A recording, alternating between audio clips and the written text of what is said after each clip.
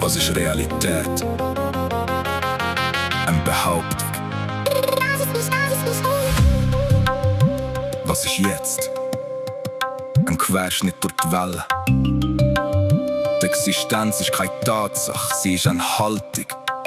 Ein Wille, der sich selber zur Welle macht.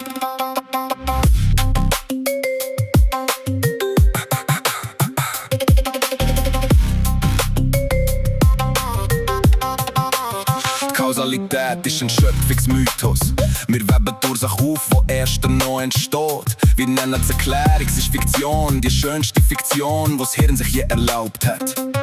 Im Quantenchaos bricht die Linie ab, kein Pfad von A nach B, nur Wahrscheinlichkeit. Ein Partikel weiss nicht, wo er hingeht, bis jemand schaut und das Schauen entscheidet.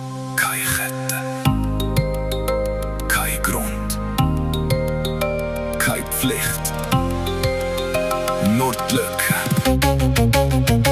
Wo die Ursache abbricht, fängst du an. Wo das Gesetz versagt, ist das Chaos da. Keine Kette, wo dich ziehen durchzieht. Nur die Lücke, wo du selber fühlst. Kein Fundament, kein Boden, Keine Pflicht, nur das Mögliche, wo auf dich wartet. und bricht. Die Realität ist ein Konsens, ein stilles Abkommen zwischen den Sinnen. Sie halten zusammen, weil man es erwartet, und das Erwarten formt, was wir danach finden. Blank hat Stille aufgeschnitten in Quanten, unter am kleinsten kein Kontinuum mehr. Das Feste ist ein Abstimmungsresultat von Feldern, die sich immer noch selber sehen. Keine Kette, kein Grund, keine Pflicht, nur die Lücke. Wo die Ursache abbricht, bist du frei. Wo selbst der Fall ist, Chaos dabei. Keine Kette, wo dich ziehen durchzieht. Nur die Lücke, wo du selber fühlst. Keine Wahrheit, kein Spiegel, Kein Gesicht nur das Mögliche, wo auf dich wartet. und bricht. Jeden Moment, wo du entscheidest, geht eine andere Version von dir auch weiter. Sie hat die Türen nicht aufgemacht. Sie hat Ja gesagt, wo du Nein gesagt hast.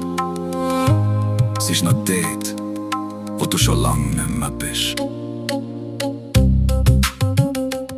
Du bist kein Singular.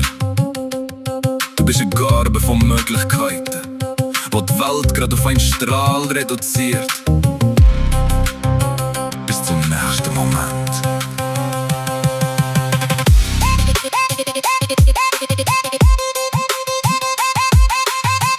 Existenz ist kein Zustand, es ist ein Mythos.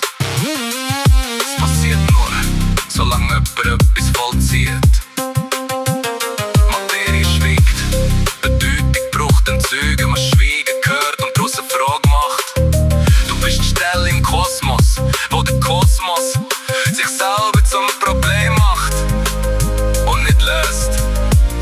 Nicht weil es nicht kann, weil es keine Lösung gibt, die nicht auch Verlust ist. Wo die Ursache abbricht, fängst du an.